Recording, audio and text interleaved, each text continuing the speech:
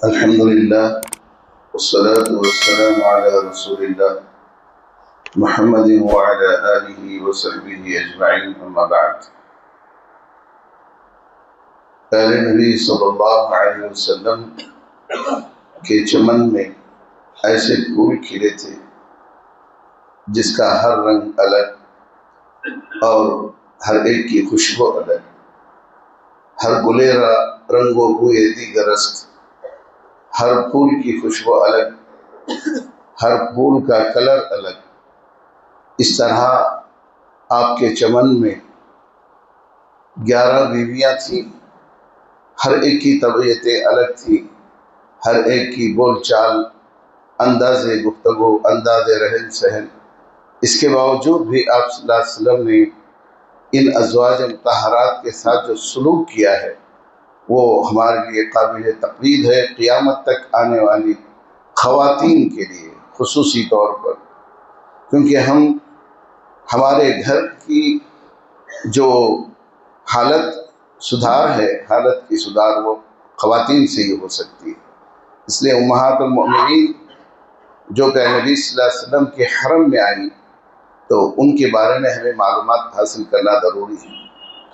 تو یہ جویریہ رضی اللہ تعالی عنہ کے تعلق سے آج آپ سماعت فرمائیں گے۔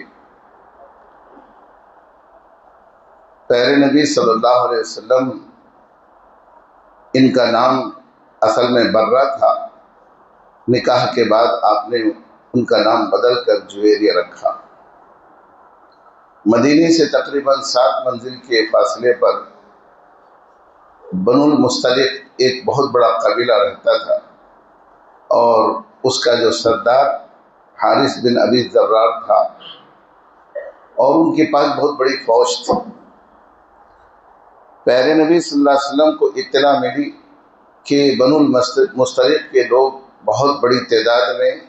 مسلمانوں پر حملہ کرنے کے لیے تیاریاں کر رہے ہیں۔ تو آپ صلی اللہ علیہ وسلم نے حضرت بریدہ بن حصیب رضی اللہ تعالیٰ عنہ کو معلومات حاصل کرنے کے لیے بھیجا۔ جب وہاں جا کر انہوں نے دیکھا کہ بہت بڑی تیاری، جنگی سامان خریدے جا رہے ہیں، آپ صلی اللہ علیہ وسلم کو آ کر انہوں نے پوری تفصیلات بتائی۔ تو آپ صلی اللہ علیہ وسلم بہت تیزی کے ساتھ 700 صحابہ کی فوج لے کر خود آپ اس کی کمان کر رہے تھے، سیدھے وہاں جا کر پہنچے، جو بنو المصطلق کا ایک بہت بڑا مرکز تھا، جہاں پانی وغیرہ مریسی نامی جگہ پر آپ جا کے قیام کیے۔ جب حارث بن ابی ذرار کو اطلاع ملی، جو بنو المصطلق کا سردار تھا، جو جویریہ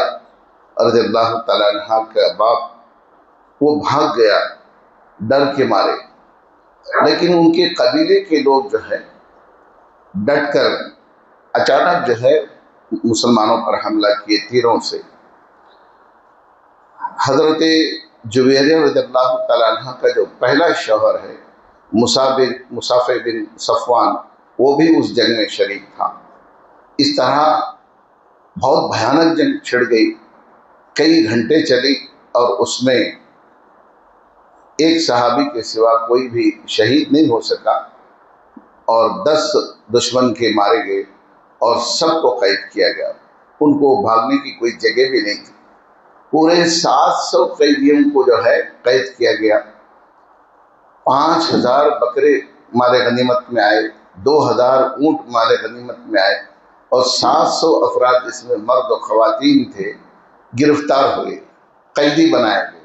اسی میں جویریہ رضی اللہ تعالیٰ عنہ بھی تھی، قید ہو کر آئی۔ مدینے میں آنے کے بعد آپ صلی اللہ علیہ وسلم نے عورتوں کو کنیز بنا کر، مردوں کو غلام بنا کر سب مردوں اور فوجیوں میں جو ہے تقسیم کر دی۔ جب یہ قیدی تقسیم کیے گئے تو ثابت بن قیس رضی اللہ عنہ بہت جلیل القدر صحابی ہیں، جن کو خطیب القوم بھی کہا جاتا ہے۔ حضرت ثابت بن قیس رضی اللہ عنہ کے حصے میں آئیں جویریہ رضی اللہ تعالیٰ عنہ،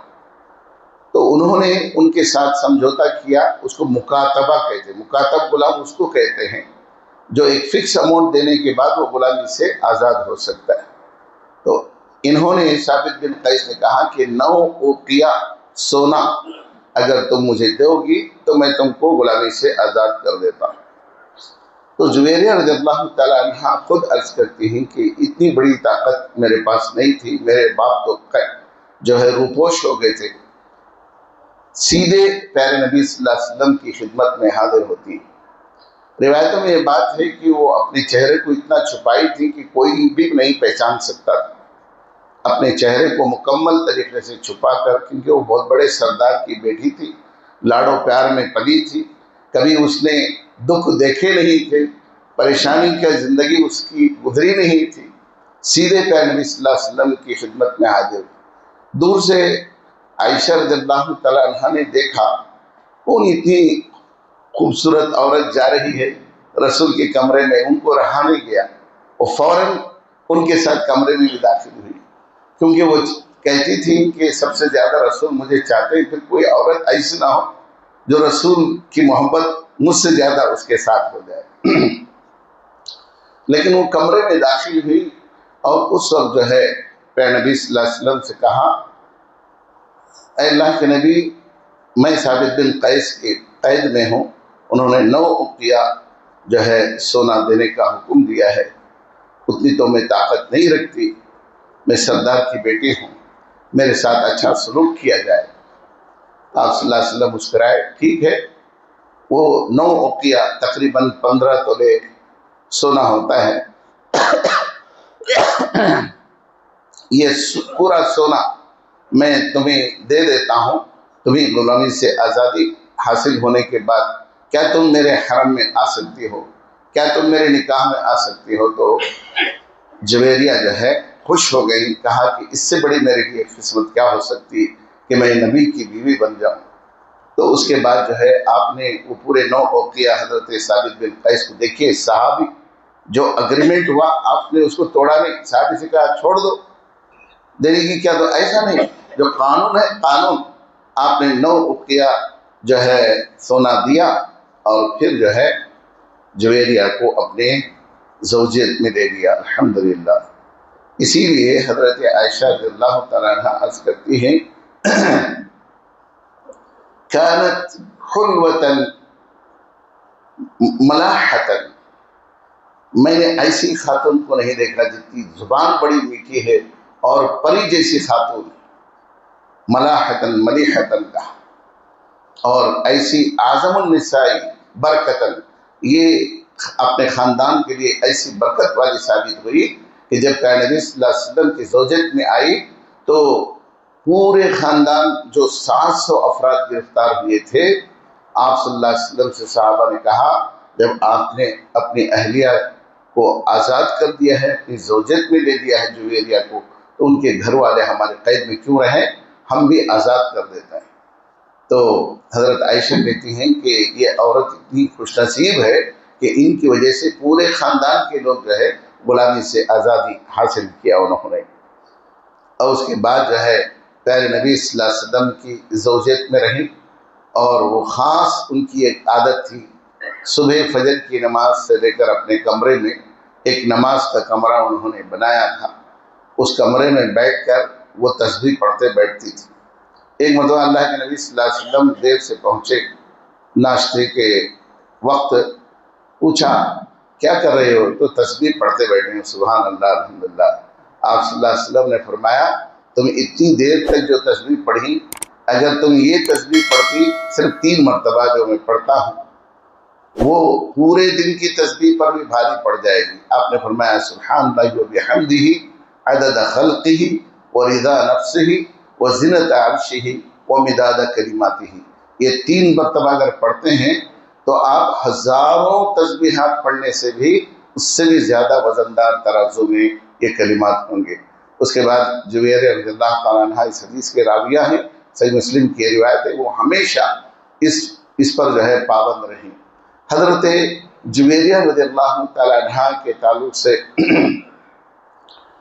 امام بہقی رحمہ اللہ نے دلائل النبوہ میں یہ ان کا جو خواب کا تذکرہ کیا ہے کہ پیارے نبی صلی اللہ علیہ وسلم ابھی غزوہ بنو المصطلق کے لیے 5 ہجری میں جو نکلنے والے تھے، اس سے 3 دن پہلے ان کے خواب میں یہ بات آئی کہ ایک مدینے سے ایک چاند نکلا اور میرے گود میں آ کے پڑ گیا۔ میں اپنے شوہر مصافی بن صفوان کو بھی یہ نہیں بتائی، میرے والد کو بھی نہیں بتائی، پتہ نہیں یہ خواب کیا ہے۔ بعد میں جب میں قید ہو کر آئی اور میرے پیسے دے کر آزادی حاصل کر کے رسول کی زوجیت میں آئی تو معلوم ہوا کہ وہ چاند رسول ہی ہیں جو میرے گود میں آئے، اور پھر کہتی ہیں کہ میں نے پیارے نبی صلی اللہ علیہ وسلم کے ساتھ جو نکاح کیا اس وقت ان کی عمر 20 سال تھی۔ 20 سال کی عمر میں وَأَنَا كُنْتُ بِنْتِ 20، یعنی 20 سال کی تھی، تزوجنی، پیارے نبی صلی اللہ علیہ وسلم نے مجھ سے نکاح کیا۔ آپ جانتے ہیں سن 5 ہجری میں آپ کا نکاح ہوا اور 11 ہجری میں آپ صلی اللہ علیہ وسلم کا وصال ہوا، تو صرف 6 سال آپ کی زوجیت میں رہی، 26 سال کی عمر میں بیوہ ہو گئی۔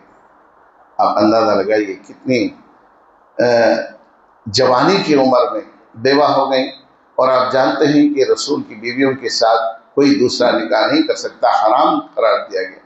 تو حضرت جویریہ رضی اللہ تعالیٰ عنہ کے تعلق سے امام ذہبی رحمۃ اللہ علیہ نے سیر اعلام النبلاء میں یہ روایت نقل کی ہے کہ کانت من اجمل النساء، جتنی خواتین جو رسول کی صحبت میں تھیں ان سب میں جس طرح عائشہ تھی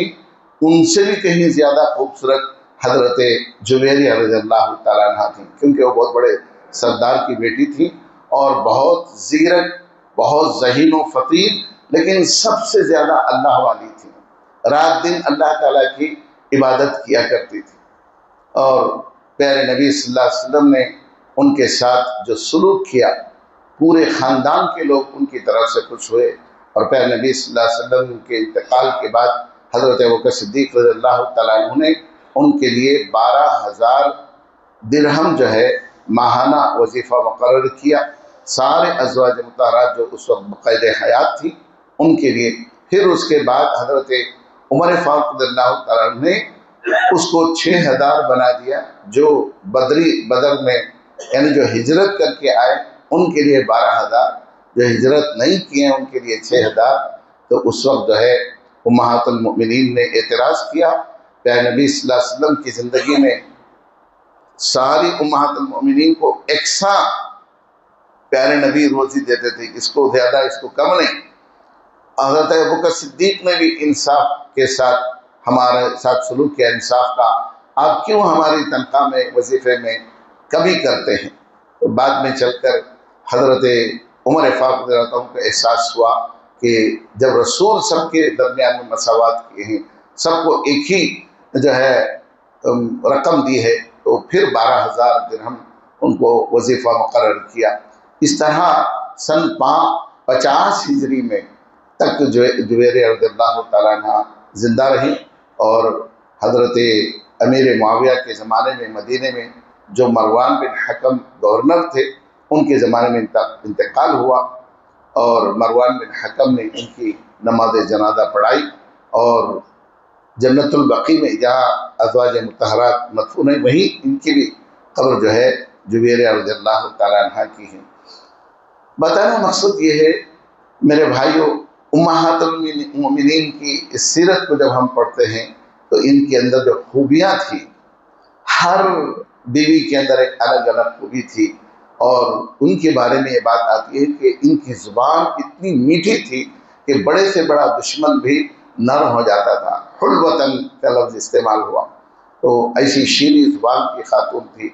اللہ تعالیٰ سے دعا کیجیے کہ اللہ تعالیٰ مجھے اور آپ کو امہات المؤمنین کے واقعات سے ہمیں عبرت حاصل کرنے کی توفیق عطا فرمائے، آمین۔